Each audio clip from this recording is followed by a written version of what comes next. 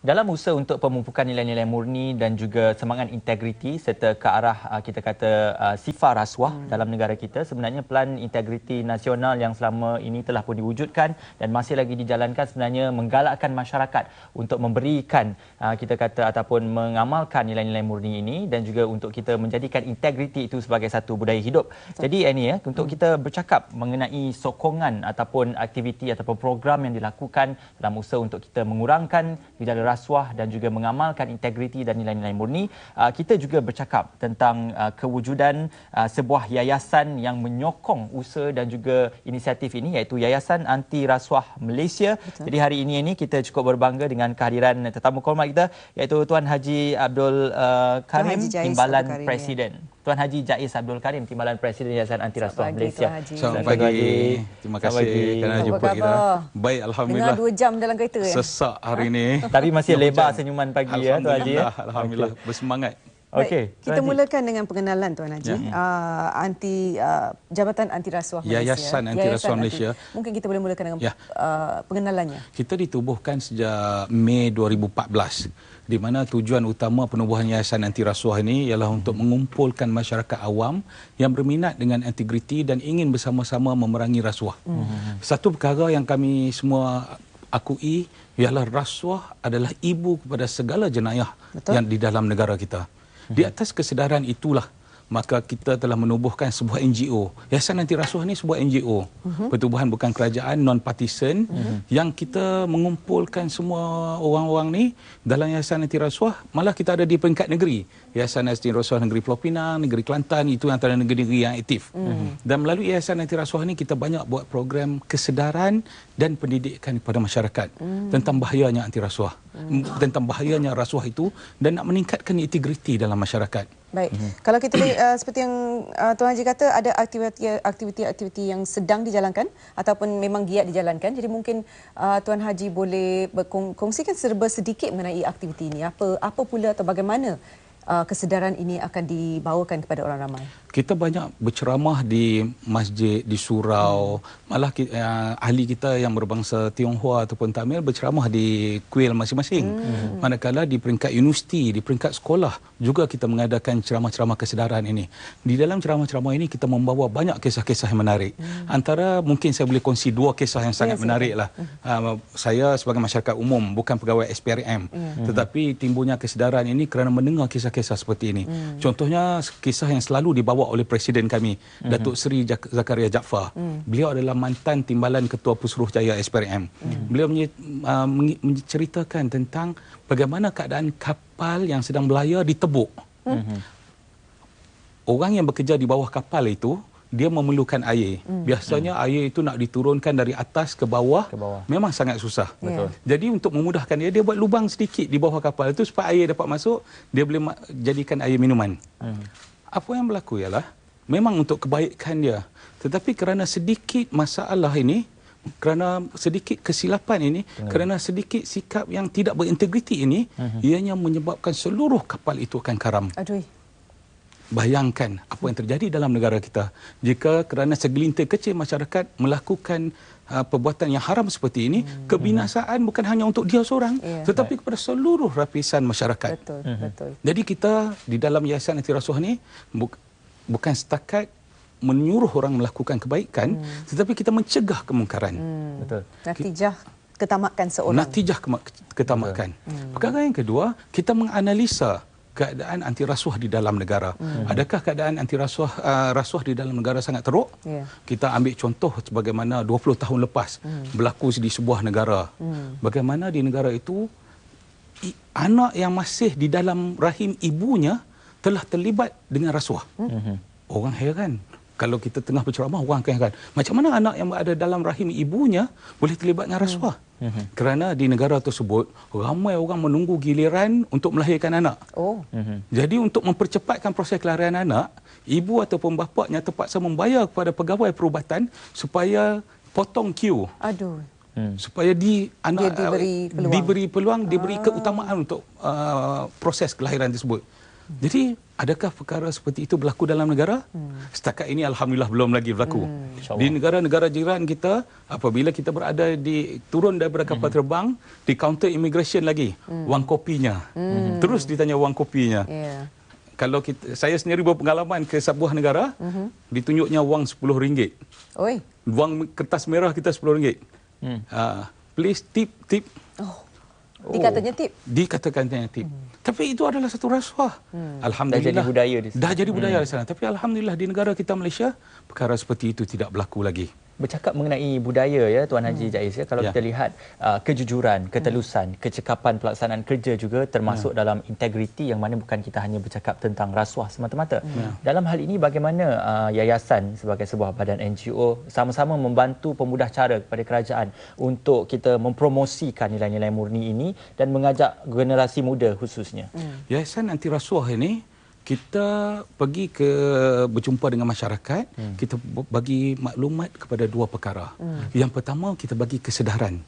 Yang kedua, kita bagi pendidikan. Kesedaran ni sebagaimana kita nak bagi kepada masyarakat. Kesedaran bahawa kalau orang Islam, pemberi dan penerima rasuah masuk neraka.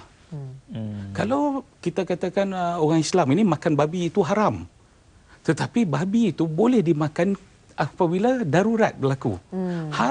Kalau hukum rasuah ini bukan setakat haram, tapi terus masuk ke neraka.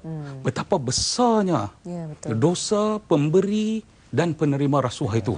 Kedua-dua pihak. Itu dari segi kesedaran kita nak bagi. Dan kita nak bagi kesedaran tunas integriti. Terutamanya kepada anak-anak yang umur 8 tahun, 10 tahun. Betul. Tentang apabila ibu bapa bawa balik hadiah, bawa balik benda-benda yang luxury, benda-benda mewah, dia kena tanya kepada ibu bapanya, hasil beli ni dari mana? Dia kena belajar benda tu. Kalau hasil ni bapak kata dia bekerja keras untuk dapat, alhamdulillah boleh guna.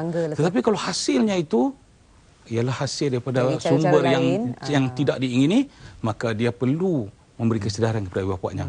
Hari ini pasangan keluarga kita kadang-kadang memberi tekanan sebelum pergi kerja, abang, beras tak ada, ikan tak ada, semua tak ada.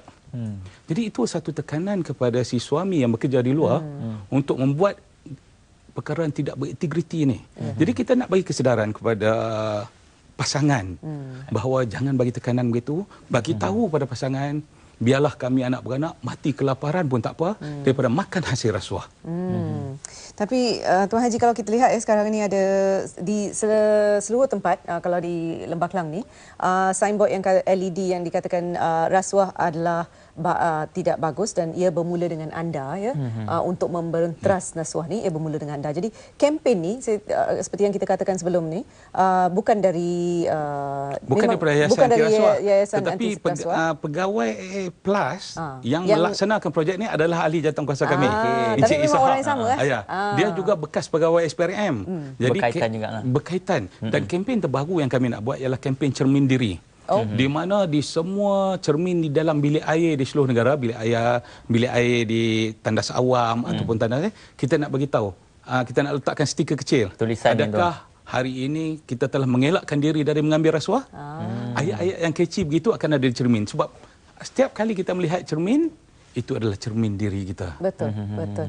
Tuan Haji, kalau kita boleh jelaskan dengan lebih lanjut kepada para peminat kita ataupun mereka yang bersama kita, kalau kita menerima rasuah ni bukan hanya dengan cara menerima wang, tetapi dengan cara-cara lain juga boleh dikatakan rasuah. Jadi mungkin boleh Tuan Haji jelaskan. Definisi rasuah itu, ini takrifan undang-undang. Saya masyarakat biasa, tetapi sebagai pemegang jawatan dalam Yayasan Anti Rasuah, kita diajar apakah maksud rasuah. Rasuah bermaksud satu pemberian yang berbentuk suapan, ada pemberi, ada penerima, dengan tujuan untuk mendapat sesuatu keistimewaan yang lain. Jadi ada 4 elemen di sini. Pemberi, penerima, apakah suapan tersebut? Suapan itu mungkin hadiah. Mungkin kita kata ini saja belanja. Tak boleh. Sebab apa? Dia ada elemen yang keempat yang sangat penting, itu apakah balasan kepada suapan tersebut? The expectation tersebut. Macam contoh kita pegawai kerajaan yang berhak untuk meluluskan sesuatu projek tersebut. Apabila orang memberi hadiah yang cukup besar, lawatan ke Eropah contohnya, adakah sengaja dengan nilai 10-20 ribu begitu? Mesti ada udang di sebalik mi. Betul. udang di sebalik batu. Kenapa perkara itu berlaku? Jadi di atas kerisauan seperti inilah, pegawai-pegawai kerajaan juga sentiasa kita masuk, kita bersama dengan mereka. Kita menjelaskan mereka bahawa belajar kehidupan yang sederhana. Untuk diri kita sendiri, adakah perlu kita mempunyai 1 jam tangan yang mewah? Ya, betul. Adakah perlu mempunyai kereta yang mewah? Kita berbelanja mengikut pendapatan kita. Maka malah hari ini semasa saya bertugas dengan Persatuan Pengguna Pulau Pinang, saya semasa zaman muda di Pulau Pinang dulu pernah membuat latihan praktikal di sana. Kita diajar bahawa kita hanya membelanjakan 50% saja daripada pendapatan kita. Kalau kita belanja 200% daripada pembelanjaan kita, pendapatan kita, maksudnya sudah pasti mahu atau tidak mahu, kita akan mendapatkan daripada sumber yang tidak betul. Sumber lain.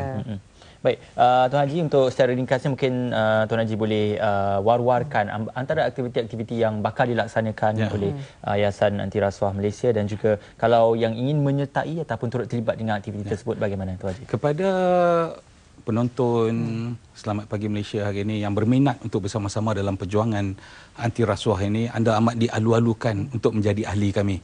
Ada kategori ahli yang perlu berbayar, dan ada yang percuma, terutama kepada mahasiswa dan pelajar.